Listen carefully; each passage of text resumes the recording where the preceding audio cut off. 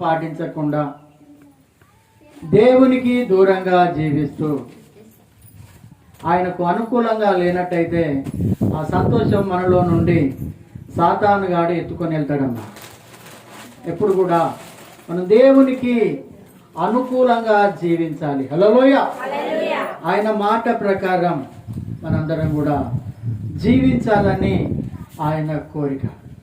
సరే, మంచిది. ఏది ఏమైనప్పటికీ ఈరోజు దేవుడు అంటే ఈ వారం రోజుల నుండి కాపాడి మనలను, మన కుటుంబాలను, మన పిల్లలను, మన గ్రామాలను, మన ఇరుగు పొరుగు వారిని, అదేవిధంగా మన మందిరాన్ని, మన పరిచర్యలను, మన సంఘాన్ని, మనందరిని కూడా సుఖక్షేమంగా కాపాడినటువంటి ఆ దేవాది దేవునికి కృతజ్ఞతాస్తుతులు చెల్లించుకుంటూ మనందరం కూడా ఒకసారి గట్టిగా చప్పట్లు కొడదామా.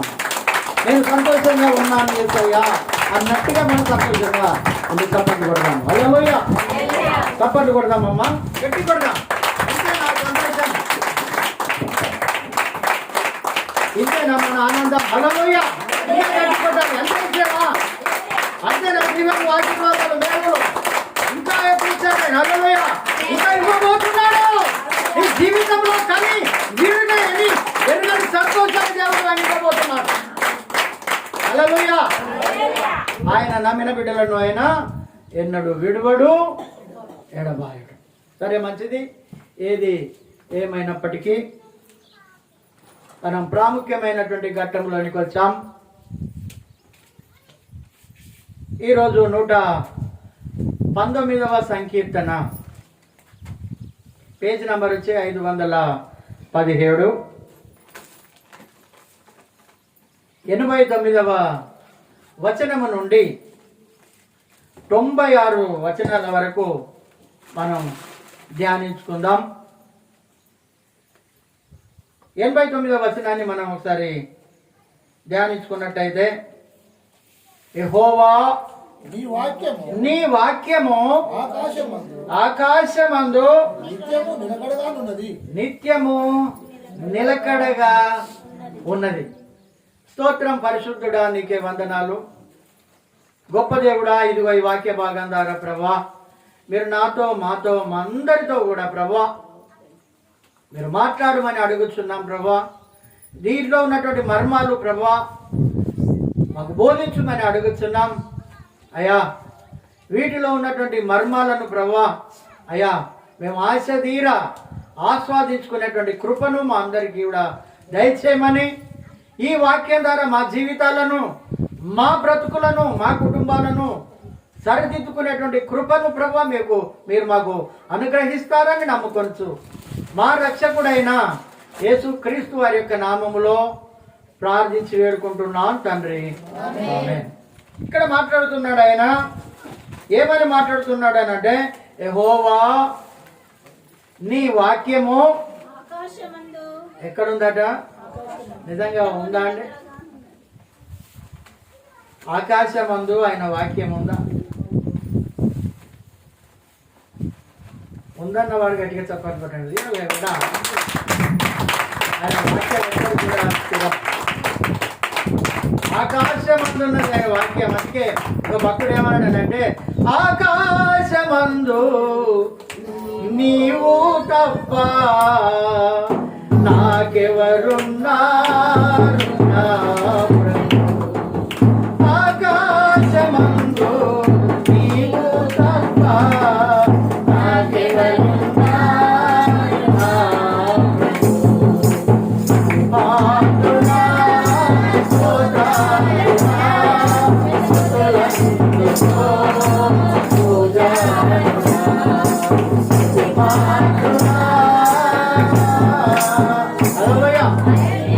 అంటే ఆకాశంలో వాక్యం ఉన్నదంటే ఆయన ఉన్నట్టే. అక్కడ మనకెవరు చుట్టాలు లేరు, మనకు బంధువులు లేరు. ఎవరన్నారా అక్కడ? రికమెండేషన్ చేసే వాళ్ళు ఉన్నారా? అయ్యో ఈమె వారానికి ఒకసారి చర్చికి పోతుందని రికమెండేషన్ చేసే వాళ్ళు ఉన్నారా? ఈమె ప్రార్థన చేస్తుంది, ఈయన ప్రార్థన చేస్తాడని ఎవరని చెప్పే వాళ్ళు ఉన్నారా అక్కడ? లేదు. నీ వ్యక్తిగత జీవితాన్ని చూసి, నీ ప్రార్థన జీవితాన్ని చూసి, నీవు ఆయన ఆజ్ఞలను పాటించేదాన్ని చూసి ఆయనే ఆకాశములో నేను చేర్చుకుంటాడు ఆయన. హల్లెలూయా. అందుకే ఇక్కడ అంటున్నాడు, నీ యొక్క వాక్యం ఎక్కడ ఉన్నదట? ఆకాశము అందు నిత్యము నిలుచుతున్నది. హల్లెలూయా. ఆయన మాట ప్రకారం భూమిని ఆకాశములను కలుగజేశాడు. ఆయన ఏం కలుగజేశాడమ్మా? మాట ప్రకారం. మాట అది ఏ రకంగా తయారు చేశాడు అని అంటే, ఒకసారి యెషయా గ్రంథం 44వ అధ్యాయం, యెషయా గ్రంథం 44వ అధ్యాయం 24వ వచనం మనం ధ్యానించుకుందాం. గర్భము నుండి నిన్ను నిర్మించిన నీ విమోచకుడగు యెహోవా ఇలాగూ తెలియజేస్తున్నాడు, యెహోవానగు నేనే సమస్తాన్ని జరిగించేటువంటి వాడిని. గట్టిగా చెప్పని కొడదామండి. హల్లెలూయా. అది సమస్తం జరిగించడం నీ చేతిలో లేదు, నా చేతిలో లేదు, ఈ ప్రపంచాన్ని ఏలుబడి చేస్తున్నటువంటి వారి చేతిలో కూడా లేదు. ఆయన ప్రపంచాలను ఏం చేస్తున్నాడు అంటే సమస్తాన్ని జరిగిస్తున్నాడు. హల్లెలూయా. చదవండి. నేను ఒక్కడనే ఆకాశమును విశాలపరిచాడట ఆయన. హల్లెలూయా. ఆకాశాన్ని ఏ రకంగా విశాలపరిచాడట? ఏ రకంగా అమ్మా? ఏ రకంగానట విశాలపరిచాడు? ఏ రకంగా అంటే, ఇప్పుడు మనందరం బట్టలు దండాల మీద ఆరేస్తారు చూసిలా, ఆరేస్తారా? మనందరం కూడా ఆరేసినటువంటి వాళ్ళమే కదా. ఏ రకంగానైతే మనం దండం మీద ఆరేస్తామో ఆ రకంగా ఆకాశమును విశాలపరిచిందట ఆయన. మనం బట్టలు ఏ రకంగానైతే ఆరేస్తామో ఆ రకంగా ఆరేసాడు. అందుకే ఇక్కడ అంటున్నాడు, నేను ఒకడే ఆకాశములను విశాలపరిచిన వాడను. హల్లెలూయా. నేనే ఈ భూమిని ఏంటట, ఈ భూమిని కూడా పరచిన వాడను నేనే. ఏ గవర్నమెంట్ వారు పరచలేదండి, ఏ రాజాది రాజులు పరచలేదు, ఎవరు కూడా ఈ భూమిని పరచలేదు. ఉన్న దాంట్లో మనం సరిపెట్టుకుంటున్నాం. ఈ కొండను తీసి ఇంకో దగ్గర వేస్తున్నాం, ఈ వంపును తీసి ఇంకో దగ్గర ఫిలప్ చేస్తున్నాం. కానీ ఎవరు కూడా ఇప్పుడు ఏలే ప్రభుత్వాలు ఏడే రాజాది రాజులు అనేకమైనటువంటి వాళ్ళు కూడా ఈ భూమిని పరిచినటువంటి వాళ్ళు కాదు. ఆయన అంటున్నాడు, నేనొకడనే ఆకాశాన్ని, హల్లెలూయా, ఆకాశాన్ని విశాలపరిచిన వాడను నేనే, భూమిని కూడా పరిచిన వాడను నేను. హల్లెలూయా. మనం చేపలు కదా పరుచుకున్నట్టమ్మా, ఇట్లా చేప మరుచుకొని ఏ రకంగానైతే ముడిపెట్టి ఇట్లా మరద పెడతామో ఆ రకంగా ఆకాశాన్ని కూడా ఒక రోజు ఆయన మరద పెట్టేది ఉందట. ఒక పేపర్, బాండ్ పేపర్ను కోర్టుకెళ్ళి పట్టుకొచ్చిన పేపర్ను ఎంతమంది తెలుసమ్మా? తెలుసు కదా. కోర్టు పేపర్ను మలుచుకొని వచ్చినట్టుగా ఈ ఆకాశాన్ని కూడా మరలా ఆయన చేతులే మలుస్తాయి. హల్లెలూయా. ఈ భూమి కూడా ఆయన విశాలపరిచాడు కాబట్టి ఈ భూమిని కూడా ఒక రోజు ఏం చేస్తానంటున్నాడు? వేండ్రములతో దీన్ని కాలబెడతానంటున్నాడు ఇక్కడ. హల్లెలూయా. ఆయనే చేశాడు. ఆయనే. మరి ఎందుకు మానవులని ఈ రకంగా పుట్టిస్తున్నాడు, చంపేస్తున్నాడు? కొంతమందికి సంతోషం, కొంతమందికి ఆనందం, కొంతమందికి ఏడుపు, కొంతమందికి దుఃఖం. ఆయన మనకు సంతోషాన్ని ఇవ్వాలనే చూస్తున్నాడు. కానీ ఏరి కోరి మనమే కష్టాలను, బాధలను, ఇరుకులను, రోగాలను, సమస్యలను అన్ని మనమే కొని తెచ్చుకుంటున్నాం. హల్లెలూయా. ఇంకో మాట చూసుకుందాం. ఇదే 45వ అధ్యాయం యెషయా గ్రంథంలోనే 18వ వచనం. ఆకాశములకు సృష్టికర్తయగు యెహోవాయే దేవుడు ఆయన భూమిని కలుగ చేసి దానిని స్థిరపరచెను. నిరాకారముగా నుండునట్లు ఆయన దానిని సృజించలేదు. ఒకసారి చెప్పాలి పడదామండి. ఆయన ఈ భూమి మీద ఉండేట ప్రతి ఒక్కటి మానవుడు అన్వయించాలి. మానవుడు తినాలి, మానవుడు బ్రతకాలి, సుఖంగా ఉండాలి, ఎలాంటి కష్టపడకూడదు. ఏదేను తోటలో మన ఆదాము గారిని ఏ రకంగానైతే ఉంచి ఈ తోటలో ఉన్నటువంటి ఫలాలన్నీ నువ్వు నిరభ్యంతరంగా తినవచ్చును, కానీ ఈ తోట చెట్ల మధ్యలో ఉన్నటువంటి పండు దినమున నువ్వు నిశ్చయముగా చచ్చిపోతావని ఆల్రెడీ అల్టిమేటం జారీ చేశాడు ఆయన. హల్లెలూయా.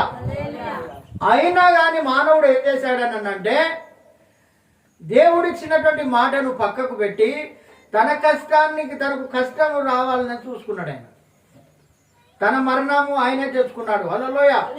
లేకుంటే మనం చచ్చే వాళ్ళం కాదండి, మనము చనిపోయే వాళ్ళం కాదు. దేవుని ఉద్దేశము మనందరం చనిపోవాలనో లేకుంటే బాధలలో ఉండాలనో కష్టాలలో ఉండాలనో కన్నీళ్లతో ఉండాలని దేవుని ఉద్దేశం కాదు.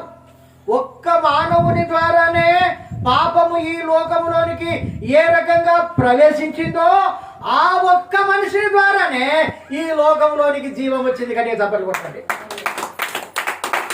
ఒక్క ఆదాము ద్వారానే పాపము ఈ లోకంలోనికి వచ్చింది.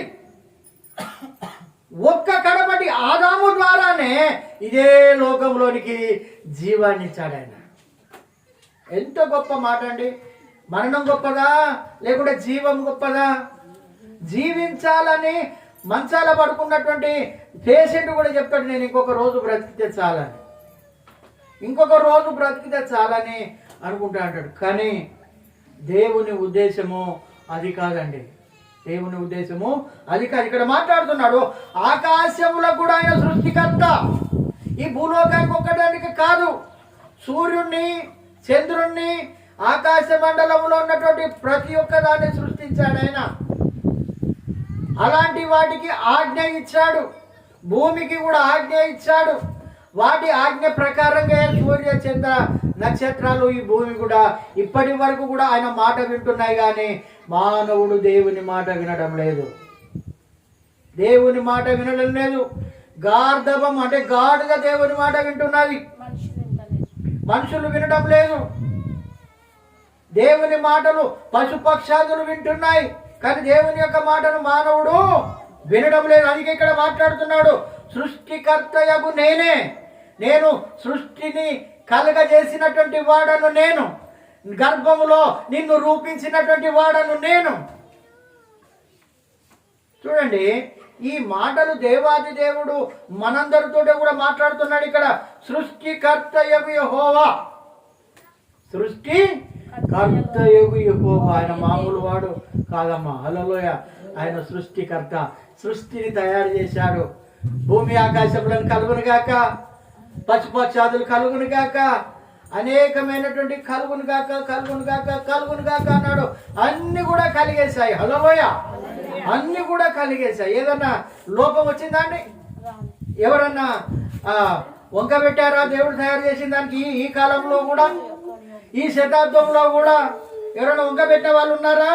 అందుకే అంటున్నాడు ఆయన భూమిని కలగజేసి, అమ్మ చాలా జాగ్రత్త వినండి, భూమిని కలగజేసి దానిని ఏం చేసిండట?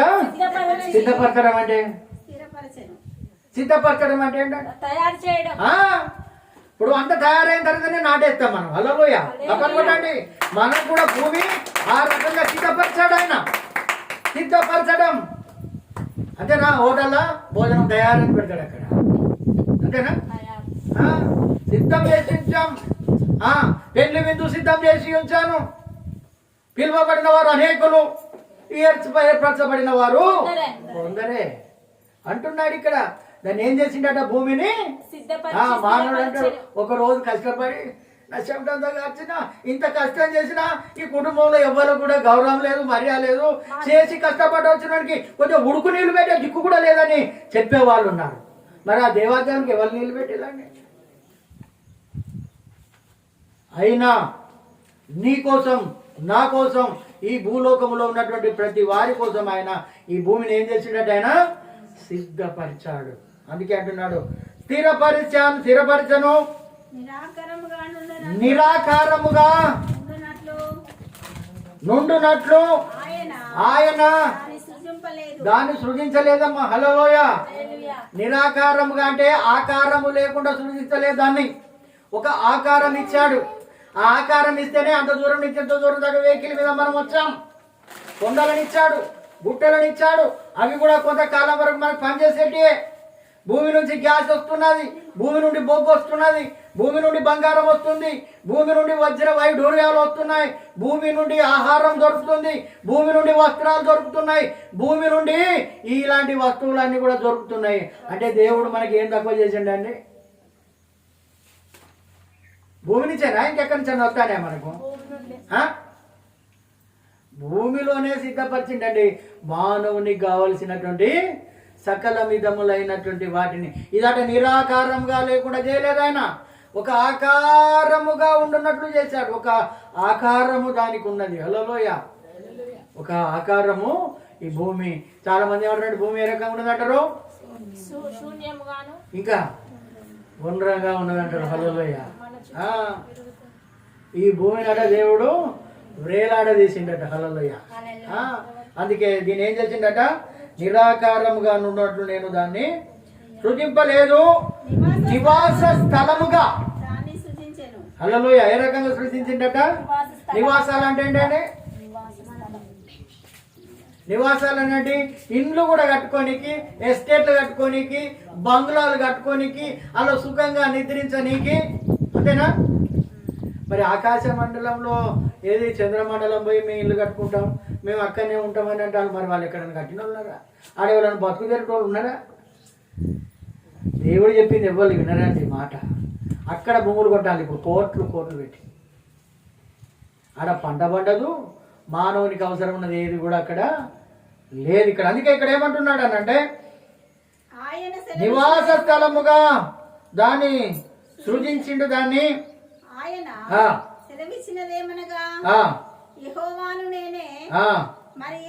ఏ దేవుడు కూడా లేడు. హల్లెలూయా. నేను మానవాళికి కావలసినటువంటి సకల సమృద్ధిని ఇచ్చాడు. హల్లెలూయా. సకల సమృద్ధిని. నీవు కుటుంబాన్ని ఏ రకంగానైతే ఏదేదైతే కావాలని అనుకొని నెల రోజులుగా దాన్ని పోషణ కోసం ఏర్పాటు చేసుకుంటావో, ఆ రకంగానే దేవుడు సకల మానవాళికి, ఏదో ఒక్కరిద్దరికి కాదండి. అందుకే దేవుడు లోకమును ఎంతో ప్రేమించాడు. ప్రేమించే ఇచ్చాడు. ఇదంతా ప్రేమించే ఇచ్చాడు. కానీ ఒక్క తప్పు వల్ల ఏమైపోయింది మనకు?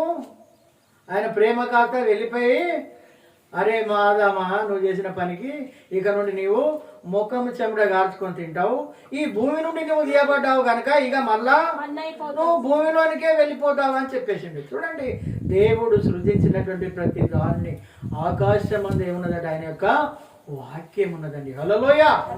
ఆది యందు వాక్యం ఉండెను, ఆ వాక్యము దేవుని యొద్ద ఉండెను, ఆ వాక్యమే దేవుడే ఉండెను. చప్పట్లు కొడదాం. నిజంగా కూడా ఎంత చక్కని మాటలండి. మరొకసారి 119 సంకీర్తనలకు పోదాం. 90వ వచనం చదువుకుందాం. నీ విశ్వాస్యత తరతరములుండును, నీవు భూమిని స్థాపించితివి. హల్లెలూయా. ఎట్లున్నదండి? ఒక్కసారి తిరమర అయిపోతే మన పని ఏమైపోతుంది? ఉల్టా అయిపోతే భూమి ఏమైపోతాం మనం కదా? కోపం వచ్చినప్పుడు ఈ ఊరు పాడుగాను, ఈ ఇల్లు పాడుగాను, ఈ జనాలు పాడుగాను అంటావా లేదా? మరి దేవునికి కోపం వస్తే ఇంకెవరండి రక్షించేది? ఇక్కడ అంటున్నాడు ఇక నీ విశ్వాస్యత. ఆయన ఈ విశ్వాస్యత ఎప్పుడు ఉంటుందంట?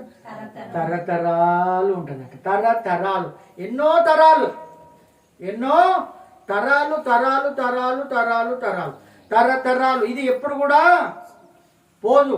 ఆయన ఎప్పుడైతే పోవాలనుకుంటుందో అప్పుడే పోతుంది. తరతరాలు ఉంటుందట. తరతరాలు. మనకు ఒక తరం కూడా తెలియదు, ఇంకెన్ని తరాలు. హల్లెలూయా. అందుకే ఇక్కడ తరతరం ఆయన యొక్క విశ్వాస్యత, ఆయన నమ్మకం. ఆయన నమ్మకం ఆ రకంగా. దీనికి ఒక, ఇప్పుడు మనకి తీసుకుంటే దీనికి ఒక ఎక్స్పైరీ డేట్ ఉంటుంది. మనకి ఇది తీసుకున్నా దీనికి కూడా ఎంతకాలం అని అంటాం. గడియారం కొనుక్కున్నా, మనం ఏది కొనుక్కున్నా, ఏ వస్తువు కొనుక్కున్నా దీనికి ఏమైనా గ్యారెంటీనా అని అడుగుతాం మనం. అంతేనామా? ఇది ఎన్ని రోజులు ఉంటుంది, ఎంతకాలం ఉంటుంది, ఎన్ని రోజులు ఉంటుంది అని మనం అడుగుతాం మనం. మరి పాడైపోతే ఏమున్నది? పాడైపోతే పాడేయవలసిందే. హల్లెలూయా. మరి భూమిని వారేసిన వాళ్ళు ఎవరు అన్నారా ఇప్పటి వరకు? అందుకే ఆయన యొక్క విశ్వాస్యత అంటే ఆయనకున్నటువంటి నమ్మకము తరతరాలట. మామూలు కాదండి ఆయన చేసేది. మనం కట్టుకున్న ఇల్లు మాటే ఎంత 100-200 ఏళ్ళు తర్వాత ఏమైపోతాయి? శిథిలమై కూలిపోతాయి అంటే మాట. ఇంకో 100 ఏళ్ళు ఉంటాయి కావచ్చు మాట చెప్తాను. కానీ ఆయన సృష్టించినటువంటి ఈ భూమి ఎప్పటి వరకు ఉంటుందట? తరతరం. ఆయన విశ్వాసం అట్లా. మన విశ్వాసం కొంతకాలమే, కొద్దిసేపే ఉంటుంది భక్తి జీవితం. మళ్ళీ బయటికి పోతే యదా రాజా తదా ప్రజ. అందుకే ఇక్కడ అంటున్నాడు ఆయన యొక్క విశ్వాస్యత. నీ విశ్వాసం ఎంత? ఆయన తన యొక్క శిష్యులని అంటున్నాడు, అల్ప విశ్వాసులారా ఎంతకాలం నేను మీతో ఉంటాను, ఎంతకాలము మీతో ఉంటాను, ఎందుకు మీరు భయపడుతున్నారు? అందుకే ఆయన యొక్క విశ్వాస్యత తరతరాలు ఉంటుంది, తరతరాలు. నీవు భూమిని స్థాపించితివి. హల్లెలూయా. ఎట్లుండదండి భూమి? స్థిరంగా ఉంటుందండి. స్థిరం కదులదు, అది నిలబడి ఉంటుంది ఎప్పటికీ. అప్పుడప్పుడు కోపం వచ్చినప్పుడు భూకంపాలు వస్తాయి. భూమి కోపం వచ్చినప్పుడు, దేవుని కోపం వచ్చినప్పుడు అది ఎప్పుడు కూడా స్థిరంగా ఉండేదండి, స్థిరంగా ఉండేది. సపోజ్గా మనం చెప్దాం, నీ భర్త నిన్ను బాగా టార్చర్ పెడతాడు అనుకో, నీ మనసులో ఒక్కసారైనా వీడు నాశనం కాడు, వీడు మునిగిపోనాను లేదా? నీ కొడుకులు నీ మాట వినకుంటే మనం అన్నవా లేదా? మన అన్నోళ్ళమే కదా, మన బిడ్డలా లేదా? మరి దేవుడు ఏమంటున్నాడు ఇక్కడ? ఏమంటున్నాడు? మరి ఆయనకు అట్లా అనుకుంటే మనం ఇంతకాలం బతికే వాళ్ళమా? మన కరోనాలోనే చాలా మంది పోదు మనం. హల్లెలూయా. మన మీద ఇంకా ప్రేమ ఉన్నదండి ఆయనకు. ఇంకా ఆయుష్నిస్తున్నాడు మనకు, ఆయుష్నిస్తున్నాడు. నా పని చేయాలంటే ఆయన పని మనం ఏం చేస్తాను? మన పనులే. ఇలా వండుకోవాలి, ఇలా తినాలి, ఇలా ఉండాలి, ఇలా బయటికి పోవాలి, ఇలా ఇవే బిజీ. అందుకే ఇక్కడ అంటున్నాడు, ఇక్కడ ఏమంటున్నాడు? నీవు భూమిని స్థాపించితివి, అది స్థిరముగా ఉన్నది. మరి ఆయన కోపం రాదా? ఏమంటారు? భూదేవారకు ఉన్నంత అది నువ్వు ఉంచినా పడుతుంది, అది నువ్వు ఏం చేసినా పడుతుంది. అది చూడు, ఆయనకంతా ఓపిక ఉన్నదండి. ఆయనకు కాదు మనం అనేది, దేవునికి ఓపిక ఉంది. మనం కేవలం భూమిని అంటున్నాం, భూమిని సృష్టించిన సృష్టికర్తని అంటలేం. అంత ఓపిక ఉన్నది ఆయనకు, అంత ఓపిక ఉన్నదండి. ఆ ఓపిక ఉండబట్టే అంత పెద్ద సిల్వర్ మోసాడు ఆయన. ఆ ఓపిక ఉండబట్టే ఆయన ముళ్ళ కిరీటం పెట్టారు. ఆ ఓపిక ఉండబట్టే ముఖం మీద ఊంచారు, పిడిగుడ్డులు గుద్దారు, కొరడాలతో కొట్టారు, శీలలు కొట్టారు. ఓపిక. ఎవరన్నా ఏమన్నా అన్నాడా? ఓపిక. బదులు పలుకలేదా ప్రేమ? హల్లెలూయా. బదులు కూడా పలకలేదు ఆయన ప్రేమ. తండ్రి మీరేం చేస్తున్నారో అది మన గురించి మనం గురించున్నావా? ఈడ్చు సర్తం పోరాడమని అయితే మనం గుంజు సర్తం ఏమన్నా అంటే మనం కోపం చేద్దాం. ఇక్కడ చూడండి, అది స్థిరముగా ఉన్నది. ఎందుకు బట్టి స్థిరంగా ఉన్నది? ఆయన మనలాంటి వాడైతే మనకెన్నో కోపాలు, ఎన్నో తాపాలు, మనిషి మీద కోపం, ఇతరుల మీద కోపం, నువ్వు నాశనంగాను, నువ్వు మునిగిపోను, అంతేనా? మరి దేవుడు ఆ మాట అంటే అన్నటండి. ఆయన ఎంత ప్రేమతో అందుకే అంటున్నాడు, దేవుడు లోకమును ఎంతో ప్రేమించాడు. ఎంతో అది మనం కొలవలేం. అందుకే దాన్ని స్థిరముగా ఉంచుతున్నాడు. అదే మనమైతే నువ్వు అని ఉండాలి, నేనన్ను ఉండాలి. నీది నేను అనుకుంటా, నాది నువ్వు అనుకోను, ఇంటికి మన ఇద్దరు కలవలిగా. కానీ మన దేవుడు అలాంటి వాడు కాదమ్మా. హల్లెలూయా. ఆ సహనం మనం వహించాలి, ఆ కష్టాన్ని మనం భరించుకోవాలి, దిగమింగుకోవాలి. అందుకే ఇక్కడ అంటున్నాడు, అది స్థిరముగా ఉన్నది, సమస్తము నీకు సేవ చేస్తా ఉన్నది. సమర్థం. కానీ మానవుడు చేస్తలేడు ఆయన సేవ. సమస్తము సేవ చేస్తున్నది మనందరికీ. హల్లెలూయా. మనకు సేవ చేస్తా ఉన్నది భూమి. మనం చిన్న మూట ఎత్తుకుంటే ఎంతసేపు ఎత్తుకుంటామని ఎంత దూరం నడుచుకుంటూ పోతాం చెప్పండి. మన బరువంతా ఆయన మోస్తాడు ఇక్కడ. హల్లెలూయా. మన బరువంతా మోస్తా ఉన్నాడు ఆయన. మన బరువు మోస్తున్నాడు, మన పాపాలు మోస్తా ఉన్నాడు, మన ఇరుకులు మోస్తా ఉన్నాడు, మన ఇబ్బందులు మోస్తా ఉన్నాడు. అందుకే అంటున్నాడు సమస్త భారములు మోసుకునేటువంటి సమస్త జనులారా నా యొద్దకు రండి, నేను మీకు విశ్రాంతినిస్తా. మన కష్టాలను మనమే దిగమికుంటున్నాం, మన బాధలు మనం ఇవ్వకుంటాం. కానీ యేసయ్యా నా బాధలు తీర్చని వాళ్ళని అడుగుతున్నారా? ఈరోజు సుఖంగా ఉంటే మానవుడు దేవుని మర్చిపోతున్నాడు, ఇలా కడుపు నిండి ఉంటే మర్చిపోతున్నాడు. అందుకే ఇక్కడ ఏమంటున్నాడు అంటే, అయ్యో ఇప్పుడు కడుపు నిండి ఉన్న వారలారా మీకు అక్కడ మీరు ఏడ్తారు, ఇప్పుడు నవ్వుతున్న మీరు అక్కడ ఏడ్తారు, ఇక్కడ ఏడ్చున్న మీరు అక్కడ సంతోషంగా ఉంటారు. చప్పట్లు కొట్టండి. భూమి మీద కన్నీరు ఇవ్వాలి యేసయ్య కోసం. కన్నీరు రాకపోయిందనుకో నువ్వు క్రైస్తవుడవే కాదు, నువ్వు క్రైస్తవ రానువే కాదు. నువ్వు నీ బాధలన్నీ యేసయ్యకి చెప్పుకోవాలి. ఆయనలాగా మనం ఉండాలి. సమస్తము సేవ చేస్తా ఉన్నది, కానీ మనం సేవ చేస్తున్నామా? మీరు సర్వలోకానికి వెళ్ళి సర్వ సృష్టికి సువార్తను ప్రకటించమంటున్నాడు, మనం సేవ చేస్తున్నామా? ఇది దేవుని సేవ అనుకుంటాను కొంతమంది. మీకు తెలియదు, 10 మందిని చదివితే మేము పరలోక రాజ్యం పోతాం అంటే వాళ్ళు ఉన్నారు. అది మేము దేవునికి సేవ చేస్తున్నామని అనుకున్న వాళ్ళు ఉన్నారండి. ఇతరులతో పని చేసుకొని నేను చేయించిన అంటున్నారు. అక్కడ నిలబడి సూపర్వైజింగ్ చేసుకుంటా నేను చేయించిన, ఇది నేనే చేయించిన. కానీ మానవులు చెప్పుకుంటున్నారు, కానీ ఈ భూమి ఆయనకు సేవ చేస్తుందండి. ఆ ఓపిక పట్టడమే ఆయనకు సేవ. ఈ భూమి అంత ఓపిక మనకు ఉండాలి. హల్లెలూయా. అందుకే కావున నీ నిర్ణయము చొప్పున హల్లెలూయా. ఇప్పటి వరకు అండి, నేటి టుడే టిల్ టుడే, ఈ రోజు వరకు కూడా ఏ రకంగా ఉన్నాయి? నీ బిడ్డ నీ మాట వింటానా? నీ కొడుకులు నీ మాట వింటానా? నీ భర్త నీ మాట వింటాడా? నీ భార్య నీ మాట వింటుందా? ఎందుకు ఇంటలేరు? స్థిరత్వం లేదు. పో తెచ్చుకోపో, నేనే పోవాలా? నువ్వు పోతే నీకు కూడా కాలు ఇచ్చిండు కదా దేవుడు, నీకు కూడా కాలు ఇచ్చిండు కదా, నీకు కూడా నోటు ఇచ్చిండు కదా. స్థిరత్వం లేదండి మానవుల దగ్గర.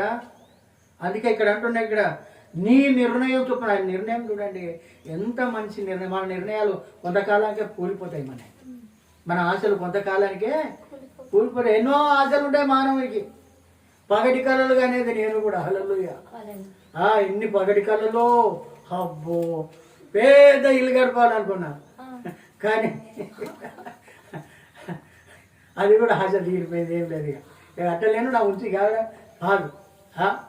ఏమనుకున్నారు కదా, ఫ్రిడ్జ్ నిండా బీర్ సీసాలే ఉండాలని అనుకునేది, పెట్టే నిండా సిగరెట్ అబ్బీలే ఉండాలని అనుకునేది, ఎప్పుడు ఏ జేబులో చేపెట్టినా రూపాయలే ఉండాలని అనుకునేది, ఎవరిని బయటికి పోతే అందరూ నాకే నమస్తే పెట్టాలని అనుకునేది.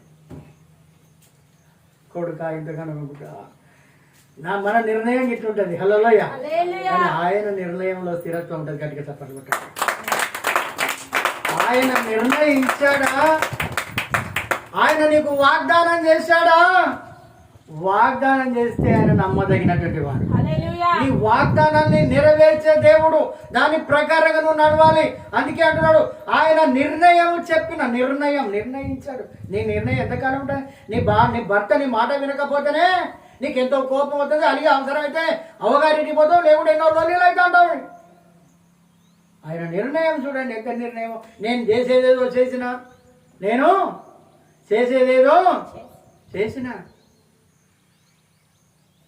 యేసుప్రభు శిలువ మీద ఒక ఆయన పేరు రాసి పెట్టిందట. అరే గిట్టుంటి రాసినవి ఏంటంటే, గిట్ల రాసినవి ఏంటంటే, నేను ఏదో రాసి పెట్టాయిగా. హల్లెలూయా. ఇక తొలగనది. హల్లెలూయా. ఆయన దేవుడి కుమారుడు ఆల్రెడీ రాసి పెట్టాడు. ఆయన నిజంగా కూడా దేవుడి కుమారుడు. గట్టిగా చప్పట్లు కొట్టండి. నీ మనసుతో కూడా రాయిస్తాడు. అవసరమైతే నీ మనసుతో కూడా ఆయన రాయిస్తాడని ఎవరు చెప్పి వేయలేరు. ఉన్నది ఆ మాట చదివేది ఎప్పుడన్నా? నేను ఏదో రాసిందయ్యా, అరే గా మాట రాస్తావా? నేను ఏదో రాసేసిన నిర్ణయం ఆయన నిర్ణయిస్తాడు. చాలామంది అంటారు కాలమే నిర్ణయిస్తుంది, కాలం నిర్ణయిస్తుంది, కాలం. మనం ఏమంటారు కదా, చూస్తా నా కళ్ళున్నంత వరకు నేను జీవించిన, నేను బతికిన రోజు నేను చూడనా, ఇక నేను చూడనా. మన నిర్ణయం ఇది. మన నిర్ణయాలు ఎప్పుడు కూడా ధరణిలోని ప్రేమలన్నీయు స్థిరము కాదు, కరిగిపోతాయండి మన ప్రేమలు. కొంతకాలం కానీ ఆయన నిర్ణయం అట, ఆయన నిర్ణయం ఎప్పటి వరకు ఉంటుందట. 33వ కీర్తన ఒకసారి తీయండి. 33వ కీర్తనలో ఒక మాట,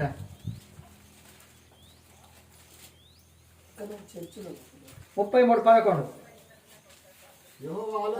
యెహోవా ఆలోచన సదాకాలము నిలుచును, ఆయన సంకల్పములు హల్లెలూయా ఎట్లుంటాయట. ఆయన ఆలోచన ఎట్లుంటుందట. నీ ఆలోచన దూరం ఉంటది, తొండ ఎక్కడికి పోకపోతుంది. మన ఆలోచనలు కూడా అంతే, మన ఆలోచనలు కూడా అల్లే. అందుకే ఇక్కడ అంటున్నాడు యెహోవా ఆలోచన సదాకాలం ఉంటదట, ఆయన సంకల్పములో. ఆయన ఇచ్చింది ఎవరు తీసుకోలేడు. హల్లెలూయా.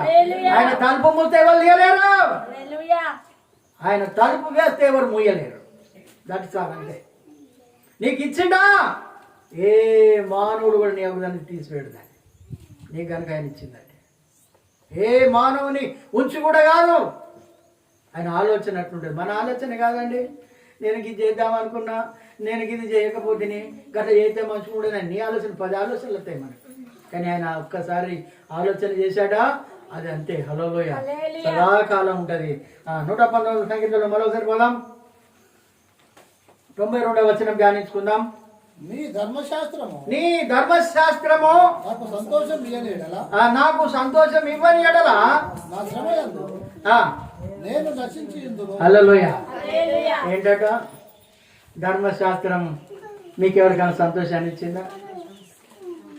సంతోషాన్ని ఇచ్చిందా? మనం చదివితే కదా సంతోషం ఇచ్చేది. హల్లెలూయా. సంతోషాన్ని ఇస్తుందట ధర్మశాస్త్రము. నాకు సంతోషం కనుక ఇవ్వకపోతే దేవుని మాట మనకు సంతోషం ఇవ్వకపోతే, సంతోషాన్ని కనుక ఇవ్వకపోతే, ఆయన అంటున్నాడు ఇక్కడ సంతోషాన్ని ఇవ్వకపోతే, సంతోషం ఇవ్వని ఎడల నా శ్రమయందును మనం అట్నే శ్రమలనే పోదు, నేను ఇట్నే పాడైపోతుంది, ఇక నేను ఇట్లనే మునిగిపోతుంది అన్నట్టు ఉంటుంది మన బతుకు.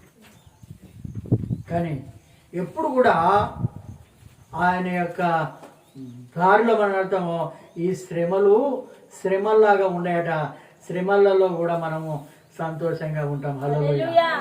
అందుకే అంటున్నాడు ఆయన, ఏమంటున్నాడంటే లోకములో మీకు శ్రమ కలుగును గాని, లోకంలో మీకు శ్రమ కలుగును, నేను శ్రమలను జయించి ఉన్నాను గనుక అట్టి శ్రమలను మీరు ఆయుధముగా ధరించుకోండి. ఆయుధముగా ధరించుకో. శ్రమలలో కూడా సంతోషం ఉన్నదండి, శ్రమలలో కూడా ఆనందం ఉంది. కానీ ఆయనతో చేసేటువంటి శ్రమ ఇది ఎన్నదగినది కాదు, అది శ్రమ పడితే తెలుస్తుందన్నాయండి. అది కష్టపడితేనే తెలుస్తుంది, కష్టం చేసిన వారికే తెలుస్తుంది, అది కావడి మోసిన వారికే తెలుస్తుంది ఆ బరువు ఏంటో. అందుకే ఇక్కడ అంటున్నాడు, ఇక్కడ నీ ధర్మశాస్త్రము నాకు సంతోషాన్ని ఇయ్యని ఎడల నా శ్రమయందు నేను నశించిపోదు. నిజంగా కూడా సంతోషం కనుక ఇవ్వకపోతే నేను కూడా నశించిపోయేటట్టు వాడు. సంతోషాన్ని ఇచ్చింది, ఆనందాన్ని ఇచ్చింది, ఇదేదో మంచిగా అనిపించింది. హల్లెలూయా. బ్రాండ్ సీసా కంటే నాకు బాగా మంచిగా అనిపించింది ఇది. ఎంత ఎరికేనా, టైం లేదు, లిమిట్ లేదు, నాకు పొద్దు లేదు, మాపు లేదు. పోయిందంతా 9 days పోకుందామనే రకం కాదు. నేను 10 మందితో మీలాగానే మీటింగ్ పెట్టుకుంటూ తాగాలి, అప్పుడు నాకు తృప్తి. మళ్ళీ టైం లేదు, ఈ టైంకి తాగాలని. ఆయన ధర్మశాస్త్రం, దేవుని యొక్క మాటలు, హల్లెలూయా, ఆయన యొక్క మాటలు మన హృదయంలోనికి ముందుగా రావాలి. ఈ హృదయంలోనికి రావాలి. అది సంతోషాన్ని ఇవ్వాలి. హల్లెలూయా. ఆ మాటలు సంతోషాన్ని. కొంతమంది వాక్యం చెప్తాంటే ఏమనుకుంటారంటే ఈయన ఎప్పుడు నా గురించే మాట్లాడతాడు, ఈ వాక్యం ఈ మాటలు నా గురించే మాట్లాడతాడని అనుకుంటారు. సంతోషం రావాలి. దేవుని యొక్క మాటలు సంతోషాన్ని ఇస్తాయండి. హల్లెలూయా. శ్రమలలో నేను ఇంతవరకును నీతో గడుపుట. హల్లెలూయా. నా దండగా శ్రమలలో నడిచాను, గట్లలో నడిచాను. ఎక్కడిక్కడ లాక్ వేసాడు ఆయన, లాక్ వేసాడు అంతే. మనుషులు వేసిన లాక్ కాదు, దేవుడే వేసేసాడా. ఇక చాలు, తిన్న కాడికి చాలు బిడ్డ, తాగిన కాడికి చాలుగా, నా పని చేసేది ఉండేసాయి. తిన్న కాడికి చాలు, తాగిన కాడికి చాలు, అనుభవించిన కాడికి చాలుగా. కానీ నువ్వు ఇప్పుడు వాట్లలో సంతోషించేది కదా, ఇప్పుడు నాతో సంతోషించు, నాతో సంతోషించు. దేవుని బిడ్డలుగా నువ్వు సంతోషించు, సంఘంలో సంతోషించు, సువార్తలో సంతోషించు. అలసిపోకు కడదాకా. హల్లెలూయా. కడదాకా సంతోషం ఉండాలండి. మన ఒక దళితుడు ధర్మసాగర్లో విజయ్ కుమార్ అని పాస్టర్, పాపం ఈరోజు రేపు రికార్డింగ్ అయినది. హల్లెలూయా. పాట పాడాలి, రికార్డింగ్ చేసుకోవాలి, అందరి సెల్ ఫోన్లలో రికార్డింగ్ కావాలి. ఈరోజు ఏం చేశాడంటే పాట మొత్తము పాడి ఏది పల్లవి చరణం పాడిండట అంతే. ఈరోజు పల్లవి చరణం పాడేసి రేపటి దినం రికార్డింగ్ ఉన్నది, మీరు అందరు సిద్ధంగా ఉండాలి, ఏ ఒక్కరు తప్పిపోతూ, ఈ పాట చాలా బాగున్నది, నేను 30 సంవత్సరాలు కష్టపడి రాసిన ఈ పాట, 30 సంవత్సరాలు కష్టపడి రాసిన, రేపు తప్పకుండా పాడేది ఉన్నది అని రాత్రి 12 గంటలకు కూడా ఆయన పాడతాడే భార్య పాడిన గంటి పడుకో, పొద్దుగాల పోదు, రేపు రికార్డింగ్ చేస్తే అందరు ఇంటర్ది, మాకు నిద్ర లేకుండా చేస్తాను అని కూడా అన్నదట. కానీ తెల్లారి 3 గంటలకు అవుట్, చనిపోయింది. హార్ట్ అటాక్ గురించి చనిపోయింది అమ్మ. పాట ఎక్కడి పోయింది? నేడు ఇక్కడ రేపు ఎక్కడో తెలియని పయనము మానవా, నేడు ఇక్కడ రేపు ఎక్కడో తెలియని పయనము మానవా. మనం అనుకుంటాం ఏదో చేయాలని, కానీ ఏమీ లేకనే మనం వెళ్ళిపోతాం, ఏమీ లేకనే మనం వెళ్ళిపోతాం. అందుకే ఇక్కడ అంటున్నాడు, శ్రమల యందు సంతోషించాలి, ఈ వాక్యమే. అందుకే దావీదు అంటున్నాడు, నీ వాక్యమే నన్ను బ్రతికించెను, బాధలలో ఇదే నాకు నెమ్మదినిచ్చానని అంటున్నాడు. ఇక్కడ కష్టమైన, బాధ అయినా, ఇరుకైన, ఇబ్బంది అయినా కానీ ఎప్పుడు కూడా యేసయ్యను వదిలిపెట్టద్దమ్మా. హల్లెలూయా. నేను చెప్తానని కాదు, మీ జీవితంలో మీ జీవితాలను సుసంపన్నం చేస్తాడు. మీ కుటుంబాల్లో ఉన్న శ్రమలను, శోధలను, ఇరుకులను, ఇబ్బందులను, అప్పులను, సమస్తాన్ని నువ్వు బైబిల్ వదలకుండా దేవుని ధర్మశాస్త్రాన్ని నువ్వు పాటించు. మానవుడు చేయలేని దాన్ని దేవుడు చెప్తాడు. హల్లెలూయా. మానవుడు చేయలేదు. అందుకే ఇక్కడ అంటున్నాడు, ఇక్కడ నా శ్రమ యందు నేను నశించి ఉండును. 93వ వచనం, నీ ఉపదేశం వలన నీవు నన్ను బ్రతికించావు. హల్లెలూయా. దేని వల్ల బ్రతికించిండట? ఉపదేశం, నీ మాట. ఆయన మాట మనల్ని బ్రతికిస్తుందండి. ఆయన మాట మనం బ్రతికిస్తుంది. హల్లెలూయా. ఒక్క మాట చాలు, ఒక్క మాట చాలు, ఒక్క మాట చాలు ప్రభు, నాతో నీవు మాట్లాడినతో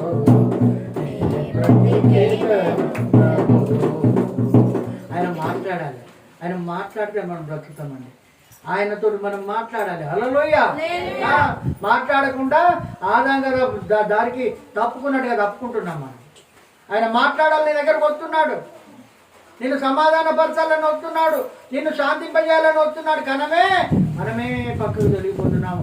ఆదామా ఎక్కడున్నావు అంటే, అయ్యా నీ స్వరం వినగానే నేను చెట్టు చాటుకు నేను దాగున్నాను అని అంటున్నాను. అందుకే ఆయన అంటున్నాడు, ఈ ఉపదేశంలో నేను వెతుకుతున్నాను, నీ ఉపదేశం వలన నీవు నన్ను బ్రతికించితివి, నేనెన్నడూ నువ్వు వాటిని మనం మరవకూడదండి. ఆయన మాటలు మరవకూడదు. ఎన్నెన్నో ఇక్కట్లు బ్రతుకులో వచ్చిన నేను నిన్ను విడువానయ్యో, మంచివాడా మంచి దేవువాడా స్తోత్రం స్తోత్రమయ్యా. ఎప్పుడు కూడా విడకూడదు మనం. ఆయన మాట మర్చిపోయిన వాళ్ళు అనుకో, మనంత దౌర్భాగ్యుడే లేడు, మనంత దౌర్భాగ్యుడే లేడు ఆయన మాట వినకపోతే. ఈ వాక్యం ఒక భక్తుడు రోమిలకు రాసిన పత్రికలు అంటున్నాడు, అయ్యో నేను ఎంత దౌర్భాగ్యుడను. రోమిలకు రాసిన పత్రికలో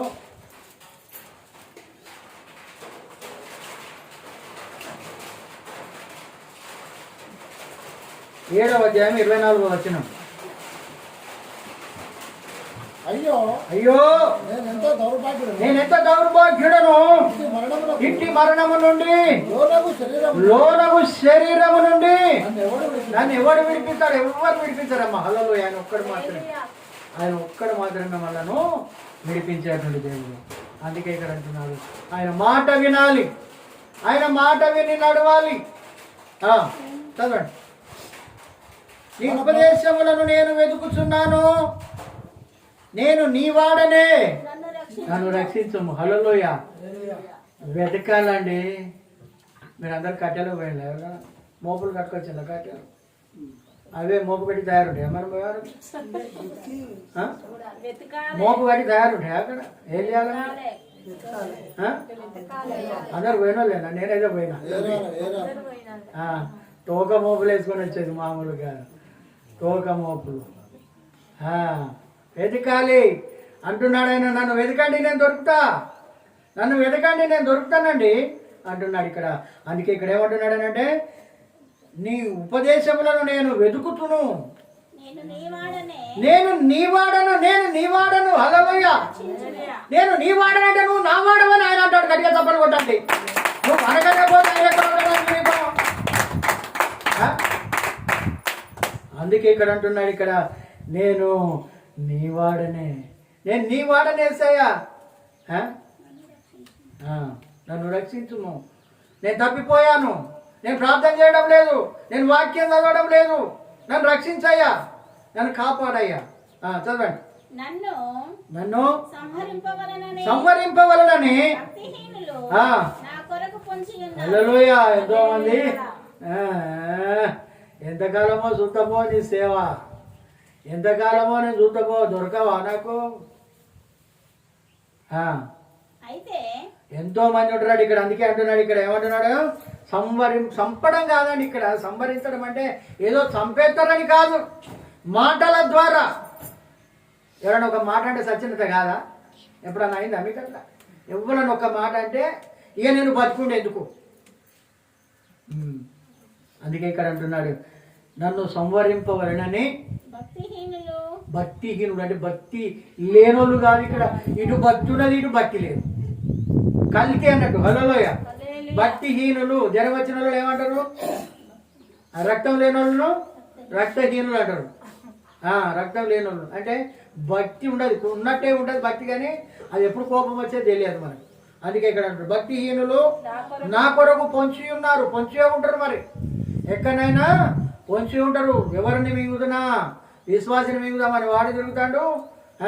వీడు ఎప్పుడు పోతే నేను సేవ చేద్దాను నీ గోడ చుట్టాడు. అట్లే ఉన్నాయండి సేవలలో. అందుకే ఇక్కడ భక్తిహీనులు పొంచి ఉంటారట. పొంచి ఉండటం ఎప్పుడైనా మనం పక్కకు పోగానే మూలవాళ్ళ మీద ఉండి వేసి దెబ్బ అనుకొని చంపినటువంటి సందర్భాల్లాగా ఈ రకంగా ఉంటారు. భక్తిహీనులు అంటారు. వాళ్ళ భక్తి ఉంటుంది కానీ నటిస్తారు. దాని శాశ్వత భక్తి కాదు. వాళ్ళనే భక్తిహీనులు అని బైబిల్ గ్రంథంలో చాలా సందర్భాలలో, సామెతల గ్రంథంలో బాగా దొరుకుతాయి మనకు భక్తిహీనుల గురించి. వాళ్ళు ఎలాంటి వాళ్ళు, ఏ రకంగా ఉంటారు, ఏ రకంగా జీవిస్తారు. మన ముందు గోతులు అవుతారట వాళ్ళు. ముందు నడుమని వెనుక కొంకులు దిగొట్టేటువంటి వాళ్ళు. హల్లెలూయ. మనం కొమ్మెక్కించి చెట్టు నరికేటువంటి వాళ్ళు భక్తిహీనులు.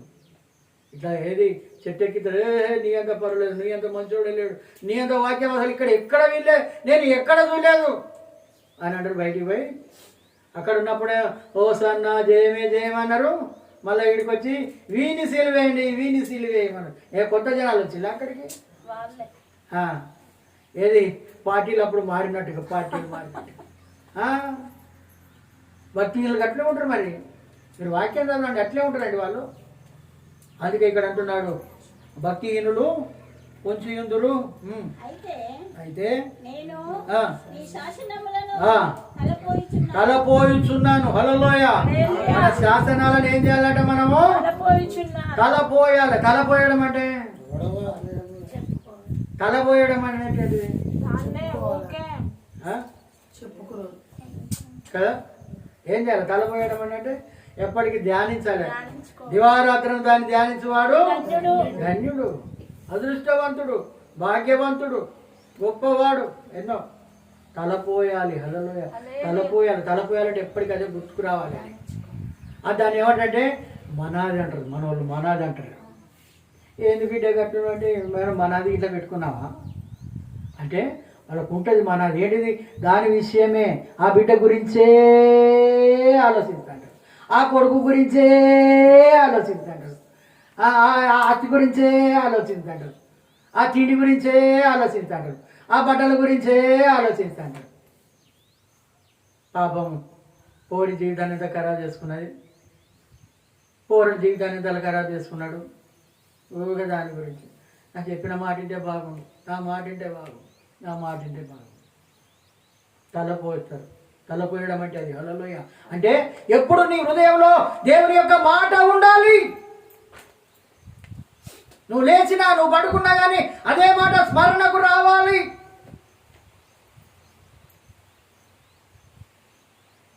అప్పుడే కదా తలపోయడం అని అంటే. హల్లెలూయా. అవునా? లవర్స్ ఉంటారు, ఎట్లుంటారు? చేతుల మీద రాసుకుంటారు, దాని మీద రాసుకుంటారు, దీని మీద రాసు. అవసరమైతే సెల్ ఫోన్ వారేసినా కానీ ఆ నంబరు లేకపోతే నా హృదయంలో ఉన్నదని అంటారు వాళ్ళు.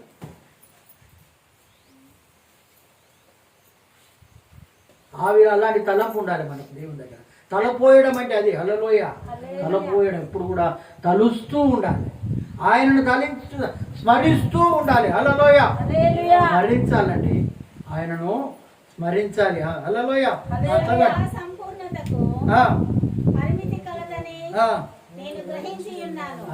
సకల సంపూర్ణకి ఏ పని చేయాలన్నా కానీ సకల సంపూర్ణతకు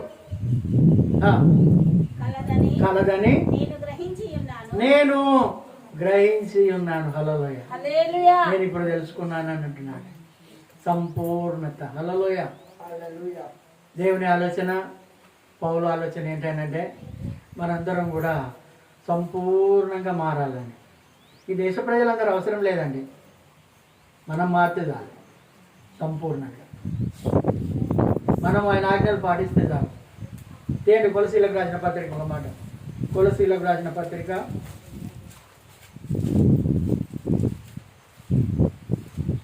1వ అధ్యాయం 28వ వచనం. టగడగ చదవండి. Page number 183. ప్రతి మనిషిని క్రీస్తునందు సంపూర్ణునిగా. హల్లెలూయా. చూసిల్లా? సగం సగం భక్తి కాదు, పూర్తి భక్తి. సంపూర్ణునిగా ప్రతి మనిషిని స్త్రీ, పురుషి, బాలుడు, బాలిక, వృద్ధుడు, యవనస్తుడు అందరు కూడా దేవుని వాక్యం మనలో ఉంటే తప్పు చేయం. దేవుని వాక్యం మనలో ఉంటే అబద్ధం ఆడం. దేవుని వాక్యం మనలో ఉంటే మోసం చేయం. దేవుని యొక్క వాక్యం మనలో ఉంటే ఇవన్నీ ఏది కూడా పప్పులు ఉడకవు అంటున్నా.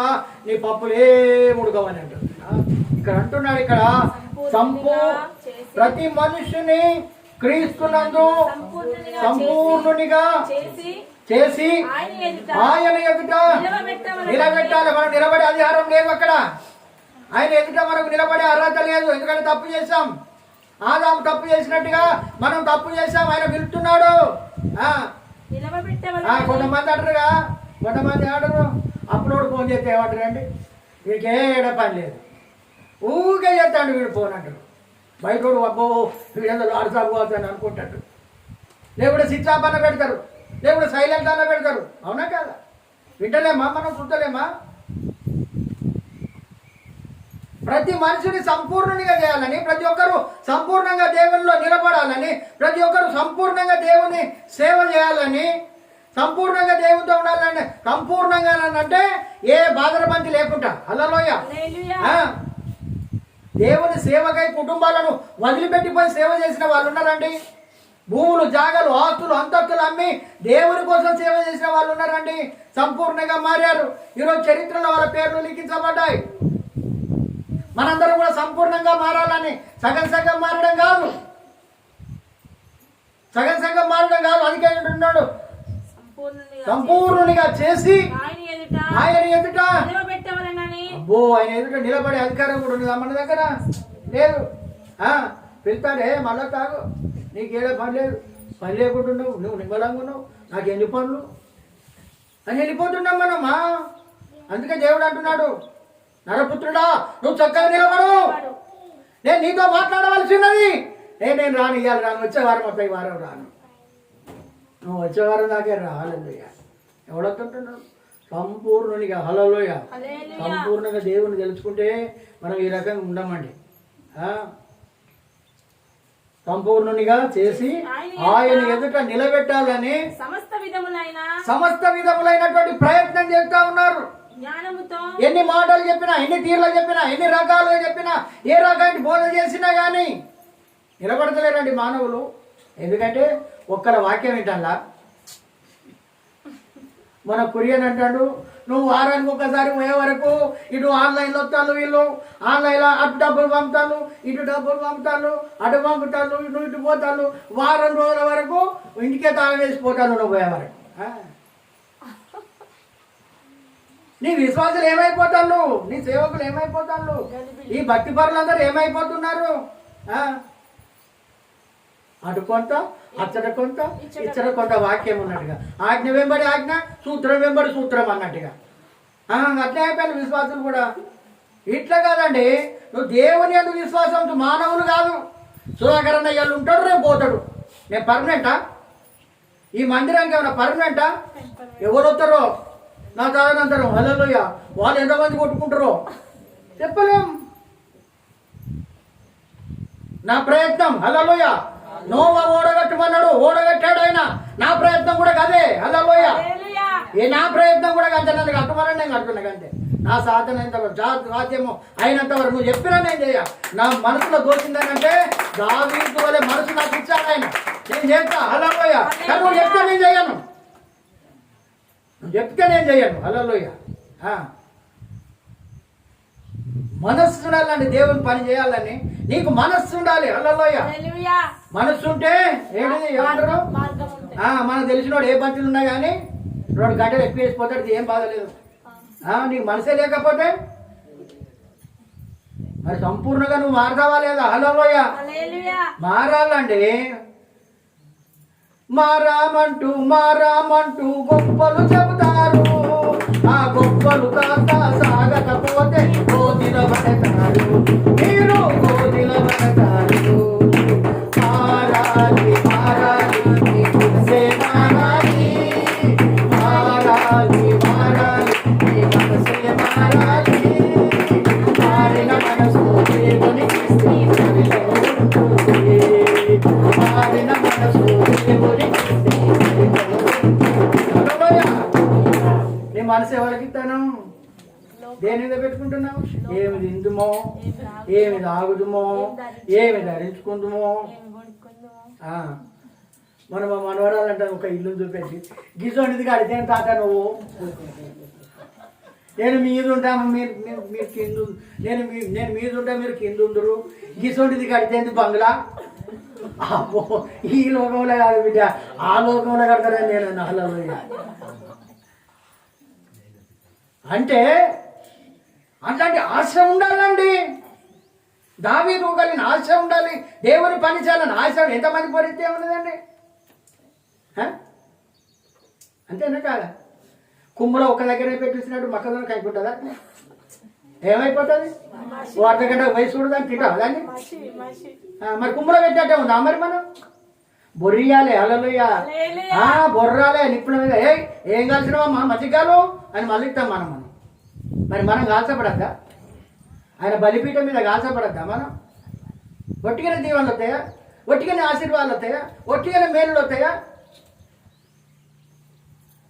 అన్ని భరించాలండి. హల్లెలూయ. ఇంతకుముందు అనుకున్నాం కదా భూమి ఎట్లా భరిస్తుంది, మనం చెప్పుకున్నాం కదా, అంత భరించాలి. హల్లెలూయ. అదే మానవులు అయితే మనం భరించమండి, మనకంత ఓపిక ఉండదు. ప్రతి ఒక్కరిని నిలబెట్టాలని కోరిక దేవుంది కూడా. నువ్వు నిలబడాలి, నువ్వు నా బిడ్డవు, నువ్వు నా సొత్తు, నేను నిన్ను విలువ పెట్టి కొన్నా, మామూలు కాదు. నువ్వు ఇంత ఏదో ఇవాళ నాకు సుఖం ఉన్నది కదా జాలిగా, ఈ సుఖం కాదు, అక్కడ కాపుతాడు మన నన్ను. హల్లెలూయ. ఈ భూమి మీద వరకు మనం సుఖపడ్డామనుకో, అక్కడ కాపుతాడు మన నన్ను. హల్లెలూయ. అది చూసుకోవాలి మనం ఎప్పుడు కూడా, గుర్తుపెట్టుకోండి. ఇక్కడ కష్టాలే పడుతున్నాం, అక్కడ పడొద్దనే ఆయన బాధ.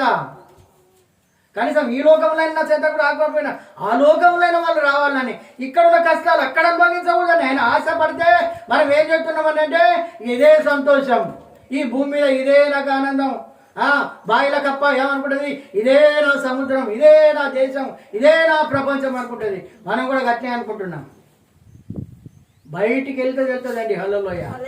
సేవ అంటే ఏంటిది, దేవుని పని అంటే ఏంటిది, నువ్వు చేసే విధానం ఏంటిదో ఆయన అప్పుడు తెలియజేస్తాడు. అందుకని ప్రతి ఒక్కరిని సంపూర్ణంగా నిలబెట్టాలని ఆయన కోరిక. నా జీవితంలో కూడా ఒక్కరినైనా సువార్థులుగా తయారు చేయాలన్నట్టే, ఇంకెక్కడ పోయి ఎవ్వరిని అడిగినా ఏం చేయాలన్నా కానీ అబ్బో రావన్నా అని నేను నడిపిస్తానయా, నా సొంత ఖర్చులు పెట్టుకుంటున్నాయా, నాకు ఇప్పుడు సాధనైతే లేదయా.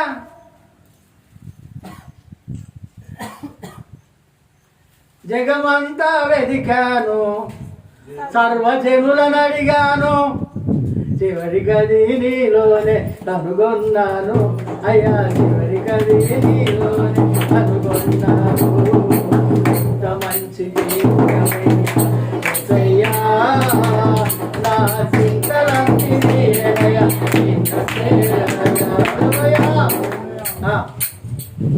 సకల సంపూర్ణతకు పరిమితి కలదని నేను గ్రహించి ఉన్నాను.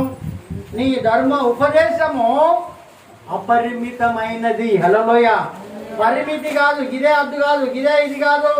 పరిమితి లేదు, ప్రేమకు పరిమితి లేదు, ఆయన రాజ్యం వ్యాప్తికి పరిమితి లేదు. హల్లెలూయ. నీకు కూడా పరిమితి లేదు, హద్దు లేదు. అందుకే అంటున్నాడు ఆయన మనకు పరిమితి విధించే దేవుడు కాదండి. హల్లెలూయ. మనకు సుఖ సౌఖ్యాలు ఇవ్వాలనే ఆ లోకంలో మనం కష్టపడకూడదనే దేవుడు మనకు ఈ యొక్క మాటలు మనకు వినిపించున్నాడు. దేవుడి కొద్ది మాటలు దీవించును గాక. ప్రార్థన చేసుకుంటాం.